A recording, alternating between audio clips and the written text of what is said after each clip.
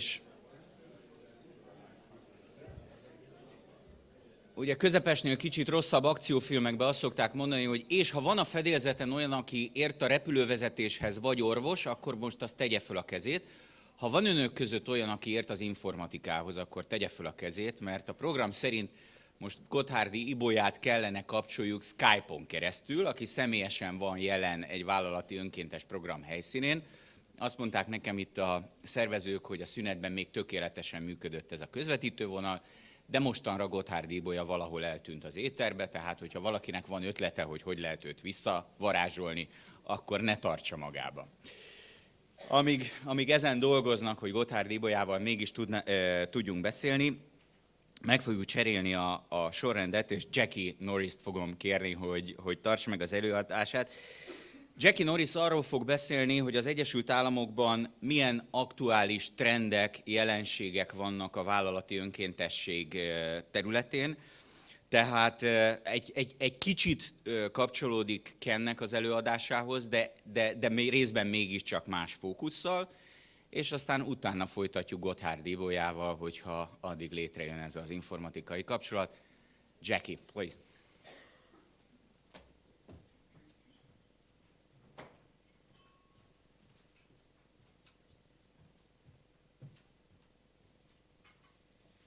Good afternoon, good morning, whatever time zone we're in. Sorry, I apologize. I want to thank you for having me. I am glad to be here. I represent Points of Light. We are the largest organization in the world committed to volunteer service, and from Baton Rouge, Louisiana to Beijing, China, Points of Light has affiliates all around the world, and I'm thrilled to partner with such a fine organization, the National Volunteer Center in Hungary. Points of Light works across all sectors to engage more volunteers and make service more effective in meeting needs and strengthening communities. So I think we need to start with a few volunteer jokes.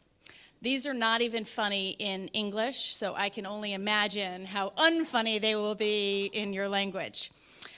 Here's the first one. What do you call an early morning volunteer? A do something, D-E-W, like morning dew.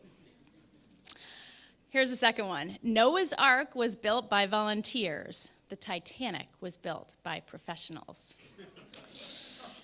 So, on that note, I got you all laughing at least. I am here this morning to paint the current landscape of volunteering trends in the United States. And I want to be really clear that I'm giving you a perspective from America. I don't think we're better. I think we have a lot to learn from the work that's happening here, but really want to frame this as 4 key trends that we're seeing in the United States. And so the view that I'm going to provide is a 10,000-foot view, and I'm going to try and build off of the comments that we've heard from earlier speakers. As other people were talking, I was deleting things because I don't want to be repetitive, although I'll probably repeat a few things because I think they're worth noting and stressing and emphasizing. As you heard from Ken Allen earlier, it's also important to note with corporate volunteer programs that there's many situational, cultural, and regional variations to how volunteering is understood, it's managed, it's practiced in a globalized, technologically interconnected world. And every company, regardless of where they are, needs to adapt to expectations, to customs of countries, to the value systems that countries have, just like you would adapt to any country for a business interest. So I'll start by saying I was really thrilled to hear Mr. Goodfriend emphasize America's commitment to philanthropy and volunteering. And I think that's really important, and he did take part of my speech, because I agree that foundational beginning of our country has really led and been a huge part of why people in America do what they do. And I'll add just a little bit to touch specifically on corporate volunteerism and corporate philanthropy and that foundation, which really was built on the 19th century. There was a corporate tycoon, a gentleman named Andrew Carnegie, and maybe some of you have heard of him. But he was perhaps the first to state publicly that the rich have a moral obligation to give away their fortunes to give.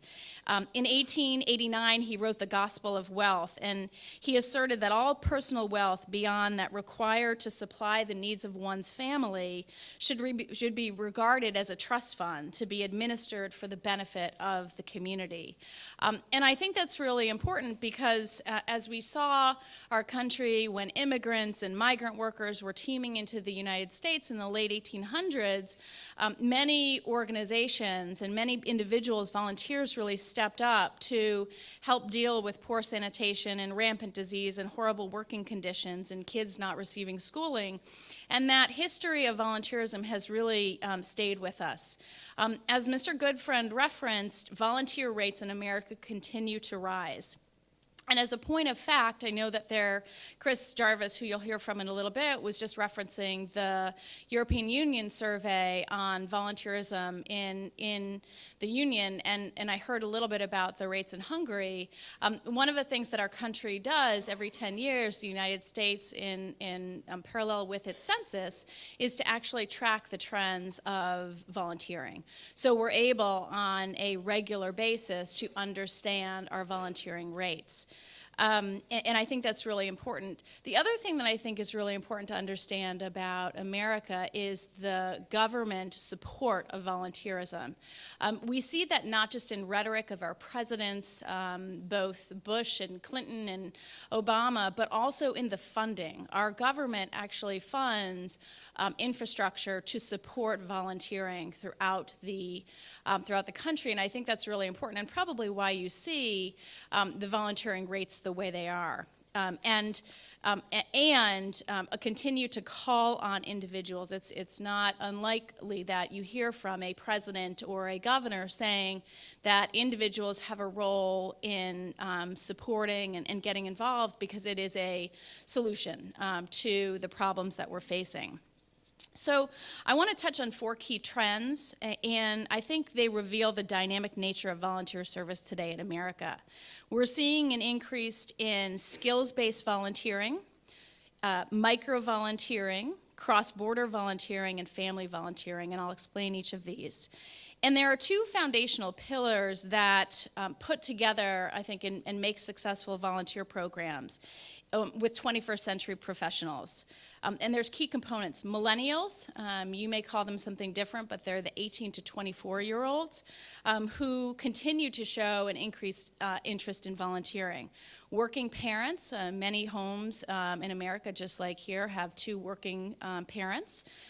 Those people on the cusp of retirement, and also understanding that our job, or people that work in companies' job, is to meet the employees and the working professionals where they are and give them an on-ramp to engage, to do good in some way, depending upon what they're able to do.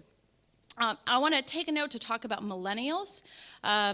This is a very important trend that we see in America, which are young people. Typically, a couple of statistics: 75% of millennials donated to charity in 2011, and 63% of the millennials volunteer, with over half saying that they will do it again. And this is a trend that we are seeing in companies where millennials are coming to companies demanding volunteer opportunities, demanding an opportunity to do good. And it's actually, I think, fast-paced. It's pushing companies to do more and to have more volunteer programs available for millennials. The second overall trend that we're seeing with companies is it's not just about giving money. It's not just about checkbook philanthropy, but it's actually thinking more smartly about how they're actually investing in a nonprofit, investing in a cause. And so it's not atypical that you see a company giving money and they're also giving their people, the skills of their employees. Pretty smart, right? It's impact investing. It's just making sure that your investment is actually going to go further with nonprofits. So we often see this troika of a company giving money, a contribution, giving the skills and talents of their employees in volunteering, and also potentially giving in-kind donations, product donations, if that's applicable as well. And we also saw just a fact, non-cash giving. So companies are giving money. We're also seeing non-cash giving accounted for more than a 95% increase from 2007 to 2012. So let's dig in. I want to talk on these 4 trends. The first is pro bono and skills-based volunteering. Very simply put, it's how are your employees using the skills and talents of your people for good in local communities. Pro bono and skills-based have different definitions, and we'll probably hear from those later, but it's grounded in using the skills of your employees. We see this especially in the role that talented employees are playing in building the capacity of nonprofits. An interesting fact in the United States, 79% of nonprofits are spending 2% or less on their operating budget to support infrastructure. And for you that hail from companies, I think you'll know that you probably are spending more than 2% of your operating budget, right, on those expenses. We're talking about key things like HR, legal services, accounting services, IT services, things of that nature. So a critical support to nonprofits has been that support of corporate skills-based and pro bono volunteering. Just a little bit on that too, it's also about impact. We don't at all say that hands-on volunteering is unimportant, right? That time when you go up and you roll up your sleeves and you help build the playground or you paint the walls that need to be painted in local schools. But we also really encourage companies to think about the impact that your accountant might have. Instead of building the playground, what if they went and they balanced the books of a nonprofit and the value that has? There's a time and a place for all different types of volunteering, and we really encourage companies to think about that. And so that's just something to consider as you're building these programs. I want to give you an example. In the United States, there's a big bank called Capital One, and they often lend their staff to do pro bono services, to provide pro bono services. One thing that Capital One employees did, these were brand and marketing staff, so they would typically be housed in the communications department. For free, they developed a brand campaign for Give an Hour. Give an Hour is a nonprofit that's dedicated to meeting the mental health needs of returning military troops from Iraq and Afghanistan.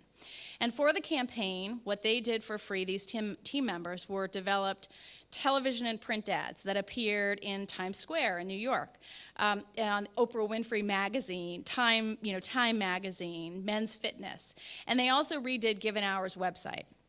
The corporate volunteer efforts resulted in an 80% increase in volunteers for Give an Hour from a 2,000 to 10,000 rate within a 4-month period of time.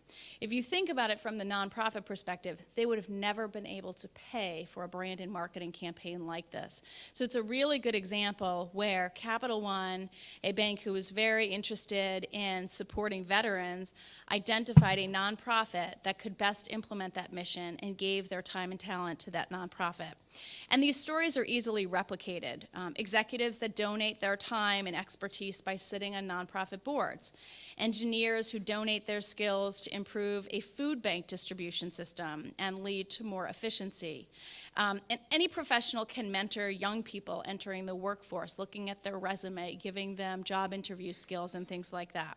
And as we've heard from other speakers, this activity is great for the community, but it's also really good for business. Skills-based volunteering showcases company talent. It showcases your ability and your skills. It demonstrates your corporate values. It enhances your brand image. It offers professional development opportunity. This is a really important component that we're talking a lot about in the United States. These are skills builders for your employees that are hungry to develop their skills as they work their way up leadership tracks in companies. And it's also great for networking, because typically what happens on these volunteer projects are that you're working with people in different business units that you might not otherwise have had the chance to work with. So it does support recruitment, it supports retention. This is the type of thing that millennials are often looking for when they're looking at companies that they want to work for. And it does deliver the critical strategic impact to nonprofits that are so needed. The second trend that I want to highlight that's taking place in the United States is what we call micro-volunteering. It's online volunteering. And if you're a person that lacks free time, there's really no better way to make a difference than through micro-volunteering. It's practiced during available breaks or lunchtime or, for example, while you're dinking away on your phone waiting for your prescription to be filled. Sometimes these activities can last as few as 10 minutes, and we often hear it called as charity mixed with brevity. We're talking about tasks that can be done from your computer while you're in between projects. You could be translating a document written in a foreign language to English, or mentoring a college senior on their job hunt via Skype. In today's digitally connected world, you can be doing almost anything from almost anywhere. And it's things like helping someone learn more about personal finances, for example. Many companies are adopting micro-volunteerism platforms as part of their employee volunteering program. It's a great on-ramp for those people that aren't ready to go out into the community, but it's a starting point to excite them about the possibility and the power that they have as individuals.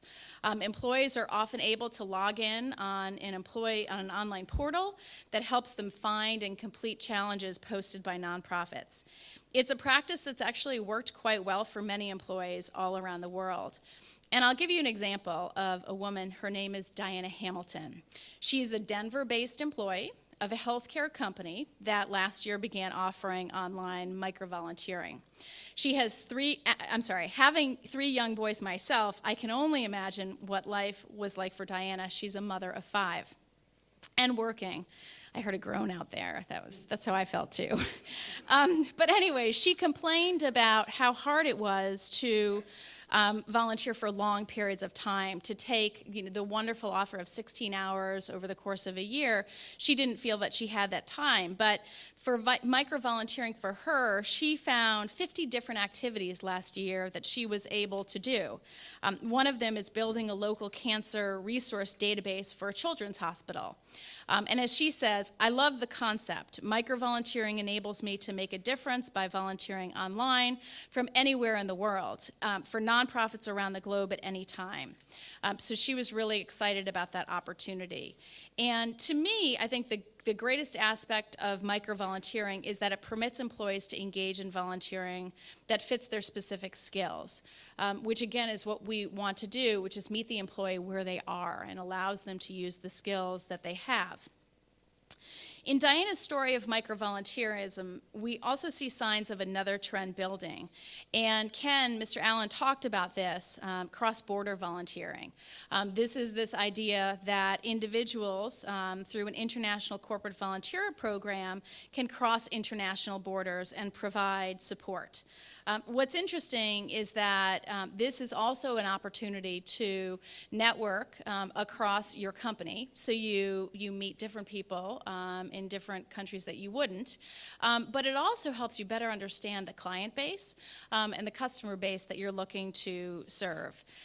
Despite both a significant investment of time and money required of companies, it is increasing. At least 27 Fortune 500 big companies in the United States currently operate these cross-border volunteer programs. And one of the things that I think we see is that these are typically small programs that are seen as a leadership development or professional track benefit, right? It's a reward for employees that have been at a company for a long time and that are looking for that next step in professional growth and professional leadership. And here's an example for you. There's a woman named Laura Bonetti. She's a customs and international trade coordinator for a manufacturing company. She traveled to India to volunteer through her company. She spent 4 weeks in rural India. She helped women examine stitchery and figure out prices for garments to be sold in local markets. She worked long hours each day, endured less than ideal living conditions than she would have in her home country. She stayed in a lodge that had limited access to both water and electricity. But what was interesting about this is Laura learned about a potential customer and a potential client, and she brought that experience back to her workplace. She understood her she understood her customers. She better understood the cultural nuances of a market and had deeper relationship with her colleagues from the company that she worked with. The next trend I want to hit on, the last one, is family volunteering. And again, I think this is very U.S.-centric because it's not to say that people in other companies don't engage their family members in service. It's typically, though, often done maybe through a religious institution or a different relationship. But for me, as a mother of 3 who works and wants to raise civic-minded kids, I'm always looking to find volunteer opportunities for them. Research tells us that people are much more likely to volunteer throughout their lifetime if they volunteered as a child or as a teenager, and we heard that earlier from one of our speakers. They're even more likely to volunteer if their family members are involved. And that's why companies are inviting members to volunteer with, family members to volunteer with employees as a means to better connect work and social purpose. Not only does family volunteering serving together strengthen the volunteer workforce, it also helps strengthen the children's value systems. It provides self-satisfaction for both parents and children. In the United States, it benefits young people by helping them with their college and job applications. Service is typically more sought after when people are reviewing college applications for students in the U.S. And often students in the U.S. have service requirements. I'm not sure if you have those here, where you have to volunteer a certain number of hours as part of your high school experience. And so for working parents who, in addition to getting their kids through school, are now also thinking about fulfilling the service requirement, it's actually a really nice support that the company is thinking about family volunteering. So we're seeing that as a trend that continues to grow in the United States. The way I'd like to draw this all together is to tell you about corporate volunteering and its innovation. And again, to cite Chris Jarvis, who you'll hear from later, one of the things that I think is so interesting is the foundational elements that the United States has had through its decades, if not longer, of family volunteering, of corporate volunteering, is innovation, right? We continue to build on ideas and ideally try and make them better. And our hope is that, that you will see, an opportunity to build on these trends and these foundations. One of the things that I also think is really important is with corporate volunteers is corporate volunteering as empathy builders. And if the translation works for empathy, empathy is that way of understanding another's feelings, the ability to identify with and understand somebody else's feelings or difficulties. And there's a great story, if any of you have heard of an author, his name is Dave Patniak, and he wrote a book called Wired to Care. And the short story that I want to end with is Dave Patniak tells a story of these students that were at a university, and they went out and they volunteered at a nonprofit that supports those with disabilities, those in wheelchairs. And they went out and they did their volunteer experience, and it was great, and they came back and they were really uplifted for being a part of that. But then they were given a task, and the task of these engineering students was to create a refrigerator for the 21st century. That was the project that was defined. And when they built this model for a refrigerator, they looked at the refrigerator differently because they looked at their potential customers differently. And so they thought about things like, if you're in a wheelchair, can you access the water, the water spout? Can you access where you get the ice from? If you open a refrigerator, how do you better access where the eggs or where the butter might be? And I like that example because what it's saying is, by sending people out into the community to work with an organization or to work with a clientele or a socioeconomic base that you haven't worked for before, you're going to think differently about how you service them. And so corporate volunteerism is yet also a way to better understand the potential people in which you serve. And so as I wrap it up, I want to end by talking about the power of you as individuals and you as the companies with which you represent. I have the great honor of working at an organization which embodies the spirit of volunteerism once articulated by former President George H.W. Bush. And he gave a famous speech in which he likened America's clubs, volunteer organizations, and volunteers to a brilliant diversity spread like stars, like 1,000 points of light in a broad and peaceful sky. All the community organizations that are spread like stars throughout the nation doing good. And he reminds us that certain values are not old. They are timeless: duty, sacrifice, commitment, and a patriotism that is part and embodies an expression in taking part and pitching in.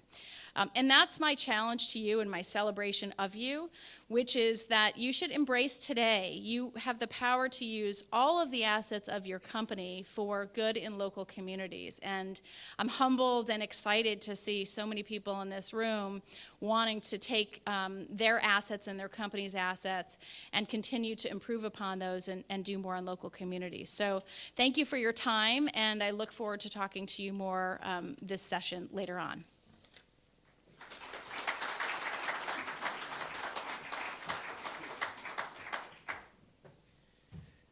Köszönjük szépen, és aztán akkor vonalban van már Gotthárdi Ibolya, akit én olyannyira ismerek, hogy éppen most dolgozunk közösen egy projekten a Hungarian Business Leaders Forum kereteiben, egy megváltozott munkaképességűeknek szóló álláskereső konferenciát, gyakorlatilag egy állásbörzét építünk együtt, és ilyen módon áttételesen én elég sokat tudok a Vodafone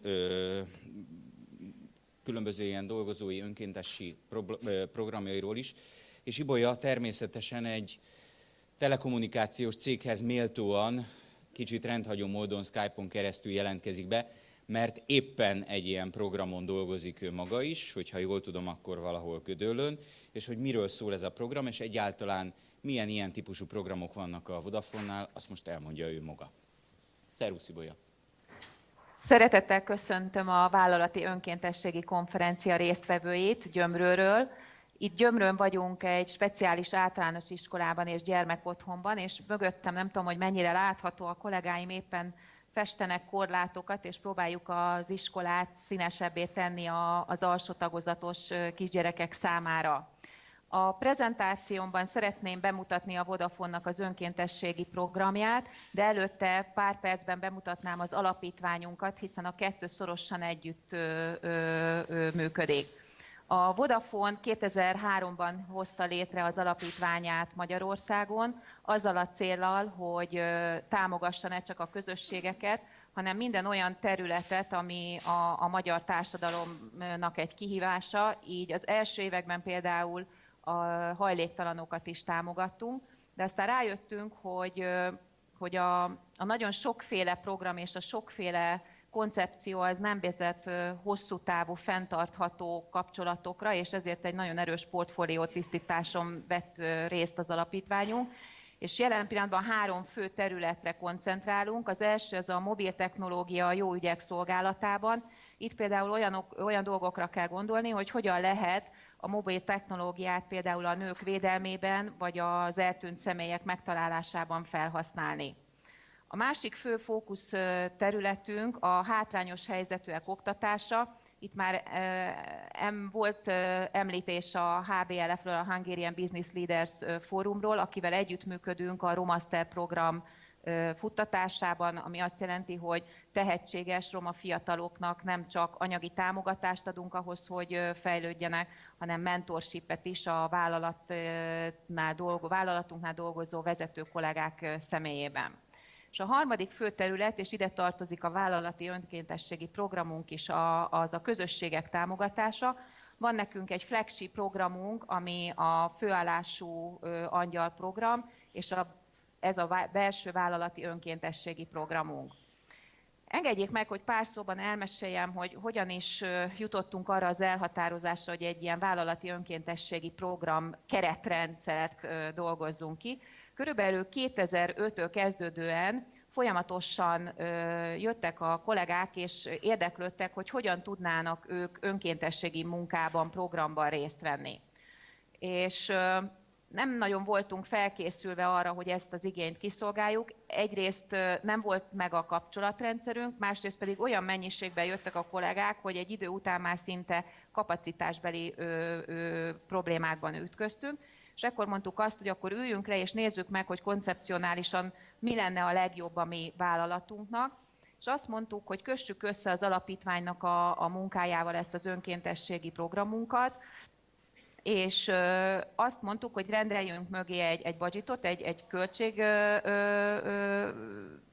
tehát amiből a költségeket tudjuk finanszírozni, és gyakorlatilag abban állapodtunk meg, hogy kiválasztunk 7 olyan partnerintézményt, akikkel együtt szeretnénk dolgozni. Ez azért jó, mert fókuszáltan több éven keresztül tudjuk ugyanazokat az intézményeket támogatni.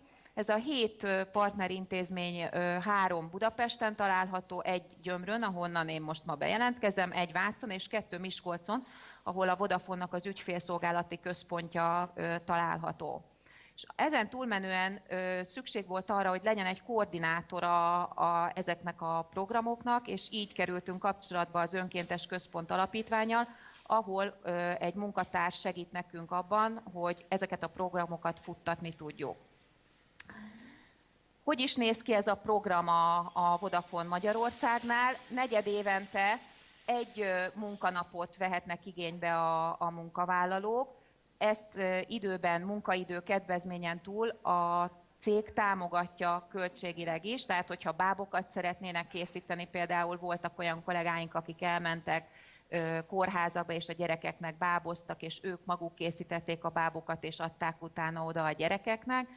És ami nagyon fontos, hogy azért mondtam azt, hogy ez egy keretrendszer, mert nem határozzuk meg azon túl, hogy negyedévente 1 nap, és hogy anyagilag támogatjuk. Ők döntik el, hogy egyénileg szeretnének menni, maguk köré gyűjtik a kollégákat, és csoportosan mennek, eldönthetik azt, hogy ők maguk szervezik meg, hogy hova menjenek, illetőleg kérhetnek tőlünk segítséget, hogy a 7 stratégiai partnerintézményünk közül melyikbe menjenek. Teljesen transzparens a programra való jelentkezés, a belső internetrendszerünkön lehet egy űrlapot kitölteni, megjelölni azt, hogy hova szeretnének és mit szeretnének tenni, és gyakorlatilag utána semmi más már nem marad hátra, mint hogy megvalósuljon a program. Nagyon röviden 1-2 számot elmondanék, hogy az elmúlt 3 évben, amióta ez a vállalati önkéntességi programunk működik, milyen eredményeket értünk el. 9000 önkéntes munkaórát töltöttünk el, 95 önkéntes programban vettünk részt, és közel a cégünk teljes állománya, 1300 fő részt vett az önkéntes programokon. Nagyon népszerűek a gyerekekkel kapcsolatos önkéntességi programjaink, többek között ugye ma is itt vagyunk, és nem tudom, hogy mennyire látják itt mögöttem a kollégákat, és itt van mellettem egy olyan kolléganő, aki gyakorlatilag nem csak a vállalat által szervezett programban vett részt, hanem önkéntesként magánéletben is. Hadd mutassam be Nyíri Gabriellát, aki megosztja önökkel, hogy milyen is részt venni egy ilyen önkéntességi programban azzal a csapattal, akikkel minden nap együtt dolgozunk.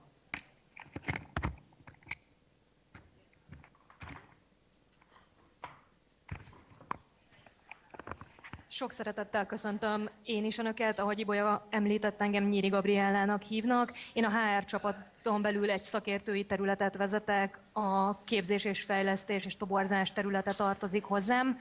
Én közel 3 éve dolgozom a Vodafone-nál, és azt gondolom, hogy szerencsésnek mondhatom magamat abból a szempontból, hogy minden évben volt lehetőségem önkéntes tevékenységekben részt venni. Az egész HR csapattal együtt karácsony előtt látogattunk gyermekotthont, most is itt dolgozunk Gyömrőn, illetve ami szerintem különösen említésre méltó az az, hogy a Vodafone teljes menedzsmentje elkötelezett az önkéntes munka iránt, így az elmúlt hetekben a felsővezetői csapattal együtt szintén így Gyömrőn dolgoztunk együtt, és azt gondolom, hogy az önkéntes munkának van egy olyan határozott hozzáadott értéke a mindennapokhoz, hogy más típusú kapcsolatok alakulnak ki akkor, amikor az ember a kollégáival olyan módon dolgozik együtt, hogy az irodai környezetből kiszakadva egymásnak a létrába kapaszkodunk, a festéket törölgetjük egymásról, és a nap végén azt látjuk, hogy számunkra is különleges dolgot sikerült létrehozni. Ibolya említette a vállalati önkéntességi programunkat is, ahol van lehetőség arra, hogy az ember a szívügyének éljen és a számára fontos kezdeményezésekért vagy területekért tegyen. Az én ilyen szívügyem az állatvédelem, és nekem volt lehetőségem megszervezni a saját önkéntes programomat. Mi a Német Juhász Fajtamentés Alapítványnál dolgoztunk egy napot a gondozóháznak a létrehozásában. Ugye említette Ibolya, hogy a rendszer lehetővé teszi nem csak azt, hogy munkaidőben a számunkra fontos tevékenységekért dolgozzunk, hanem a vállalat anyagi támogatást is nyújt. Tehát mi lényegében az építkezéshez szükséges anyagokat tudtuk megvásárolni egy elég jelentős, legalábbis a projekt szempontjából jelentős összeg erejéig. És a programnak talán az volt a legnagyobb értéke mindannyiunk számára, hogy azok vettünk ezen részt, akik tényleg elkötelezettek az állatvédelem iránt. És így több programra visszatekintve én azt nyugodtan elmondhatom, hogy a csapatnak a legkedvesebb közös élményei közé tartozik, amikor visszagondolunk egy-egy ilyen napra. Azt azért látni kell, hogy ezek általában fizikai tevékenységekkel, fizikai munkával telnek, tehát koszosan fáradtan megyünk haza, de mindig egy nagyon-nagyon jó érzés, hogy rászorulókon tudtunk segíteni. Hát akkor nagyon szépen köszönjük a figyelmet és a lehetőséget, hogy bemutatkozhattunk önöknek innen Gyömrőről, és további szép napot, jó munkát és konferenciát kívánunk önöknek. Viszlát! Mi köszönjük szépen, nem tudom, hogy a taps az behallatszik-e még, de nektek szólt. Ez volt tehát a Vodafone legjobb vállalati gyakorlata, és ez már lassan kezdünk átalakulni egy kicsit ilyen amerikai-magyar közös konferenciában. Most egy amerikai cég, az American Airlines legjobb vállalati gyakorlata következik. Sam Santiago a következő előadó, aki az önkéntességi közösségi programok vezetője az American Airlines-nál, ő következik. Sam.